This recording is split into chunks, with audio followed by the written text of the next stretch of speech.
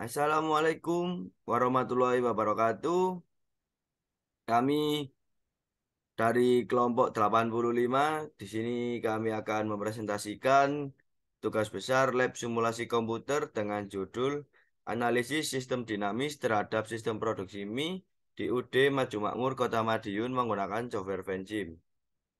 Ya, perkenalkan sebelumnya saya sendiri Bintang Anggriawan Putra Aditya NPM 210320110115 dan teman saya. Saya Faru Rozi NPM 21032010133. Di sini saya akan mempresentasikan tugas besar kami yang telah kami buat. Ya, akan dilanjut dengan teman saya. Saya persilahkan. Yang pertama ada latar belakang untuk tugas besar kelompok kami ini menganalisis simulasi sistem dinamis produksi mie di UT Maju Makmur menggunakan software Vensim untuk dapat melihat dan mensimulasikan aktivitas-aktivitas proses sistem dinamis yang terjadi, serta mengetahui beberapa skenario agar didapatkan jumlah kapasitas produksi sehingga dapat memenuhi permintaan para konsumen. Lalu ada tujuan penelitiannya. Yang pertama, dapat mengetahui perbedaan data yang ada di lapangan dengan data yang didapatkan melalui software Vensim. Lalu yang kedua ada dapat mengetahui skenario mana yang merupakan skenario terbaik melalui analisis menggunakan software Vensim. Lalu selanjutnya ada manfaat penelitian. Yang pertama ada agar praktikan memahami tentang model sistem dinamis pada sistem produksi di perusahaan tersebut. Lalu yang kedua ada agar praktikan dapat menganalisis suatu sistem produksi simulasi dengan menggunakan aplikasi bensin. Lalu yang ketiga agar praktikan dapat mengetahui skenario mana yang merupakan skenario terbaik melalui analisis menggunakan software bensin. Lalu masuk ke bab kedua yaitu tinjauan pustaka. Yang pertama ada simulasi itu sendiri. Simulasi ialah suatu metodologi untuk melaksanakan percobaan dengan menggunakan model dari satu sistem nyata. Simulasi merupakan suatu model pengambilan keputusan dengan mencontoh atau mempergunakan gambaran sebenarnya dari suatu sistem kehidupan dunia nyata tanpa harus mengalaminya pada keadaan sesungguhnya. Atau simulasi sendiri dapat diartikan suatu teknik yang dapat digunakan untuk memformulasikan dan memecahkan model-model dari golongan yang luas. Lalu ada pengertian sistem dinamik itu sendiri. Simulasi sistem dinamik merupakan simulasi kontinu yang dikembangkan oleh Jay Forrester dari MIT sekitar tahun 1960-an. Ini berfokus pada struktur dan perilaku sistem yang terdiri dari interaksi antar variabel dan feedback. Sistem dinamik merupakan suatu pendekatan untuk mempelajari dinamika perilaku sistem. Pada awal pengembangannya, sistem dinamik digunakan untuk menganalisis dan merancang kebijakan serta untuk membantu mengambil keputusan. Lalu ada causal loop diagram. Diagram kausatik adalah suatu diagram yang berisikan sebab akibat yang menjadi alat untuk mempresentasikan struktur timbal balik dari sistem yang dimodelkan. Diagram kausatik terdiri atas variabel yang saling berhubungan dengan tanda panah dengan prioritas plus dan min serta penundaan. Tanda tersebut menunjukkan apakah timbal balik yang dilakukan adalah positif ataupun negatif. Model CLD menekankan perhatiannya kepada hubungan akibat antar komponen sistem yang digambarkan dalam suatu diagram berupa garis lengkung yang berujung tanda panah yang menghubungkan antara komponen sistem yang satu dengan lainnya. Lalu selanjutnya ada apa itu software Vensim. Vensim merupakan sebuah perangkat lunak pemodelan visual yang sederhana dan fleksibel. Perangkat lunak Vensim ini dapat digunakan untuk membuat konsep, dokumentasi, simulasi, analisis, dan optimasi model sistem dinamik, mulai dari pembuatan diagram simpel kausal atau dari pembuatan diagram stock and flow. Dengan menggunakan perangkat lunak fansim, kata-kata atau variabel dapat dihubungkan dengan tanda panah.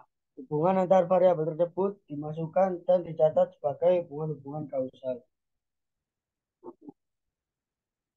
Lalu selanjutnya ada studi kasus yang digunakan pada laporan tugas besar kali ini, yaitu pada tugas besar ini kita menganalisis simulasi sistem dinamis produksi mie di UT Maju Makmur ini menggunakan software Vetsim untuk dapat melihat dan mensimulasikan aktivitas-aktivitas proses sistem dinamik yang terjadi, serta mengetahui beberapa skenario agar didapatkan jumlah kapasitas produksi sehingga dapat memenuhi permintaan para konsumen.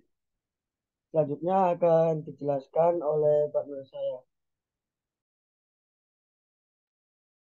Oke, next. Ya, selanjutnya masuk ke dalam bab pengumpulan data. Di sini ada pengumpulan data, yaitu pada tugas besar kali ini metode yang digunakan yaitu didapatkan dari data sekunder. Setelah data terkumpul, proses simulasi dilakukan menggunakan software Vensim. Pada permasalahan ini terdapat beberapa data yang diperlukan, diantaranya yaitu ada data stok bahan baku dengan data order quantity, pemesanan bahan baku, dan juga ada order point. Lalu ada data jumlah permintaan dengan data jumlah warung yang sepi dan jumlah warung mie. Lalu selanjutnya ada data bahan baku rusak, ada data tepung expired, data terkena air, dan juga pengiriman yang lama. Next.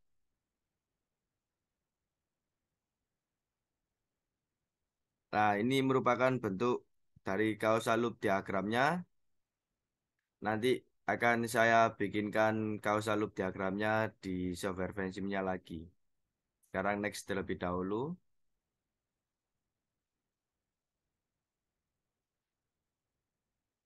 Untuk verifikasi dan validasi. Ya, di sini verifikasi dapat diartikan sebagai kegiatan memastikan bahwa perangkat lunak yang dibuat sesuai dengan spesifikasi yang telah ditentukan pada proses perencanaan. Sedangkan validasi merupakan pembuktian bahwa perangkat lunak yang dibuat sudah tepat sesuai dengan kebutuhan pengguna. Berikut merupakan tabel model pada Vensim di tahun 2023 dengan total real sistem produksi ada 2.900, di simulasi terdapat 3.000. Lalu pada 2024 real time-nya 3.250, pada simulasi 3.440. Pada 2025 ada 4.150 dan simulasi ada 4.280.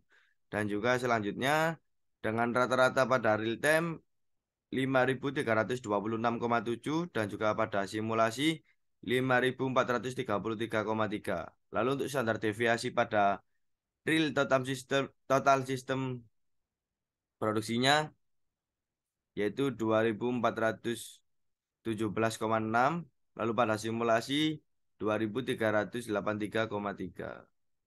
Ya, dengan berdasar pada persen error dari rata-rata data empiris dan data output simulasi didapatkan 2%. Lalu berdasarkan persen error dari standar deviasi data empiris dan data output simulasi didapatkan nilai 1,4%. Oke, selanjutnya saya akan membuatkan casual loop diagramnya terlebih dahulu. Share screen-nya dipindah ke saya, Mas.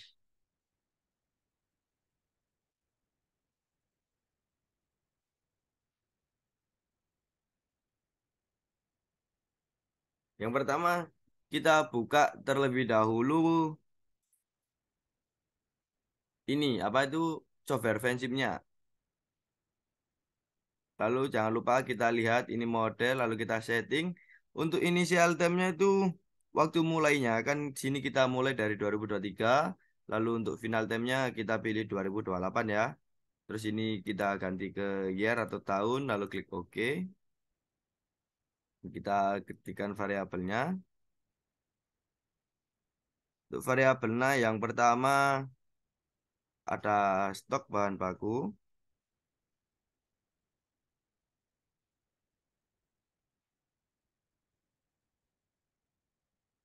Lalu ada proses produksi, jumlah permintaan, proses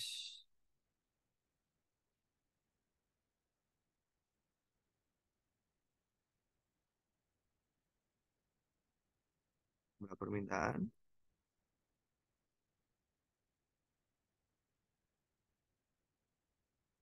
Lalu di sini ada jumlah warung yang sepi. Oh, jumlah warung mie. Lalu selanjutnya ada jumlah warung yang sepi.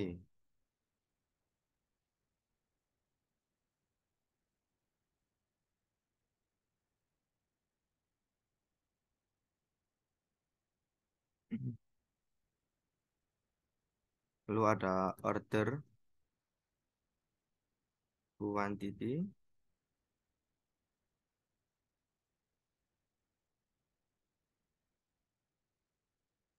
ada reorder point. Ini variabel-variabelnya ya.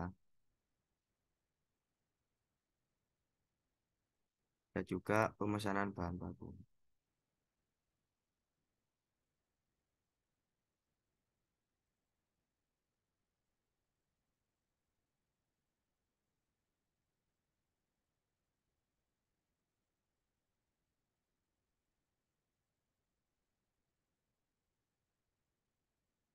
Terus di sini ada bahan baku rusak. Ini kan juga variabel yang mempengaruhi proses produksi mie pada UD makmur, maju makmur. Yang pertama ada tepung expired,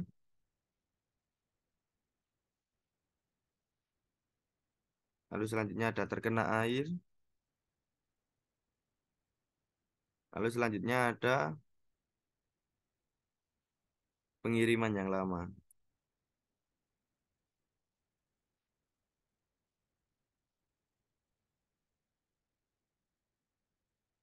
Ini sudah selesai seperti ini ya. Lalu selanjutnya ini kita kasih panah, seperti ini klik.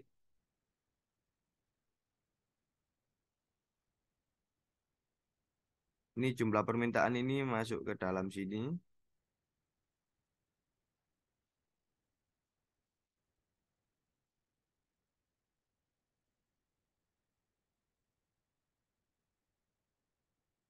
Untuk stok bahan baku juga masuk ke sini. Untuk bahan baku rusak masuk ke sini. Order quantity ini masuk ke dalam stok bahan baku. Pemesanan masuk ke dalam bahan baku. Order point juga dalam bahan baku. Tepung expired ini masuk ke dalam bahan baku rusak ya. Karena ini merupakan variabel yang mempengaruhi bahan baku rusak. Terkena air juga, lalu pengiriman lama juga. Ya ini sudah seperti ini ya. Lalu ini kita klik kanan untuk ini mengganti polaritinya menjadi tambah karena ini kan menambah jumlah warung mie masuk ini menambah jumlah permintaan, jumlah warung ini juga menambah jumlah permintaan ya kan, kasih tambah ini juga semua sama.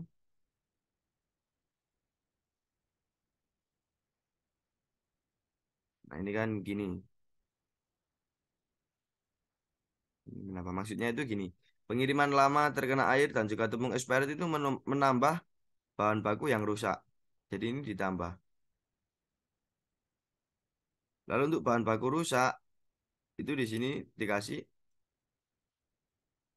kurang, dikarenakan bahan baku rusak akan mengurangi stok bahan baku. Untuk reorder point kita kasih tambah, pemesanan bahan baku juga kita kasih tambah. Lalu untuk order quantity juga kasih tambah. Nah ini lalu selanjutnya stok bahan baku ini kita kasih ke tambah untuk mengarah ke produksi mie, dikarenakan stok bahan baku merupakan suatu variabel yang mempengaruhi proses produksi mie. Lalu jumlah permintaan ini juga kita kasih tambah dikarenakan jumlah permintaan merupakan variabel dari proses produksi mie. Ya sudah. Lalu karena kita ada di modul warna hijau, ini kita ubah ke warna hijau. Oke, sudah. Selesai untuk pembuatan proses causal loop diagramnya. Lalu ini kita save terlebih dahulu.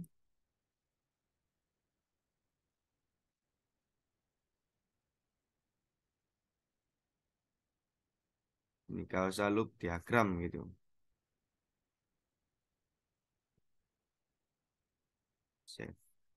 Oke, sudah. Selanjutnya ini kita hapus saja karena sudah selesai ya.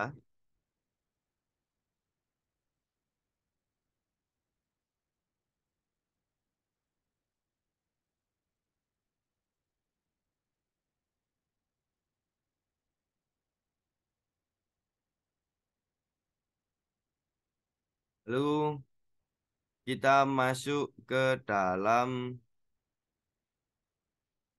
itu apa itu stock flow diagramnya. Ini nanti ada ke dalam output simulasi itu. Oke.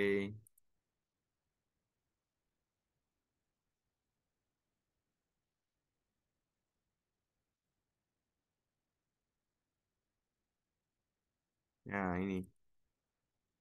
Berikut merupakan gambar dari stock flow diagram yang telah saya buat. Ada jumlah warung mie, permintaan, ini semua. Ini semua diberi, nah ini diberi equation, diberi datanya, semuanya ya. Sudah, lalu di sini kita juga menambahkan user interface pada view 2.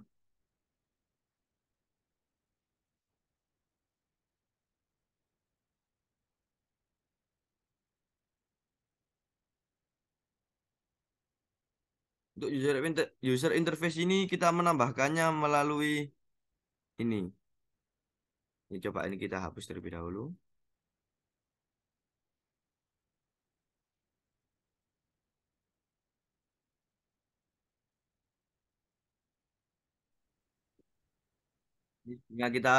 Ini sebelumnya kita hapus terlebih dahulu saja, kita bikin lagi di sini. Caranya seperti ini. Output workbench level kita masuk ke jumlah permintaan eksak.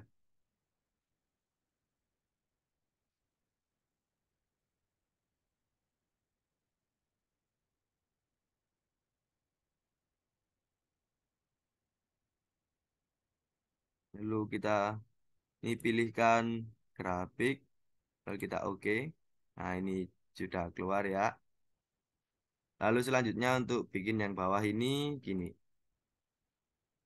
Ini kita pilih yang input slider konstan. Ini jumlah warung mie. Bisa ini kita kasih 0. Ini kita kasih 1 ya 100. Ini nanti persen ininya kasih 1 saja. Oke, oke sudah jadi ya. Terus selanjutnya kalau sudah jadi semua ini seperti ini, klik A lalu Cintesim. Nah, ini sudah jadi seperti ini.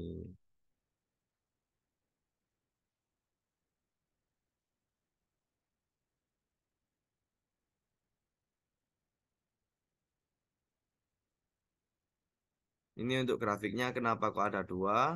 Dikarenakan saya awalnya sudah bikin.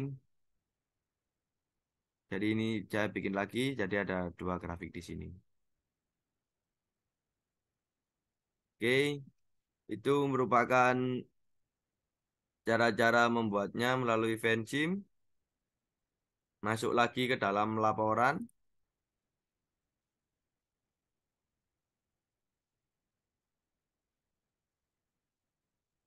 Kan di share screen teman saya. Tolong share screen, Mas. Oke, next.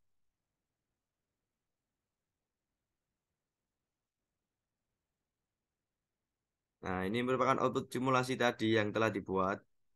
Nah, ini merupakan output simulasinya. Itu stock flow diagramnya. Kan jadi seperti ini. Next, Mas. Untuk analisis dari output simulasinya, yaitu dari hasil output keempat skenario yang disimulasikan, skenario keempat merupakan skenario terbaik karena total produksi mie tidak memiliki nilai minus meskipun mengalami penurunan, namun masih ada kenaikan yang terjadi pada tahun 2028. Dikarenakan yang lainnya itu nilainya ada yang minus, bahkan turun terus tidak ada naiknya. Lalu dengan jumlah permintaan yakni tahun 2023 sebesar 3.000 ton, lalu pada tahun 2024 sebesar 1.740 ton, lalu pada tahun 2025 sebesar 880 ton, pada tahun 2026 sebesar 420 ton, dan pada tahun 2027 sebesar 360 ton. Lalu di sini kenaikannya pada tahun 2028. Jadi setelah turun 880, turun 420, turun lagi 360, ini di sini 2028 ini naik lagi sebesar 700 ton. Next.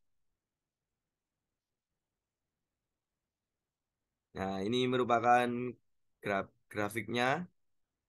Ini kan ini garis yang warna hijau ini kan kelihatan ya. Ini turun, terus ini juga turun lagi dan juga ada naiknya ini meskipun naik sedikit dan di sini tidak di bawah nilai nol. Yang lainnya itu di bawah nilai nol. Tadi menurut saya yang paling terbaik menurut kelompok kami yaitu skenario 4 ini. Next.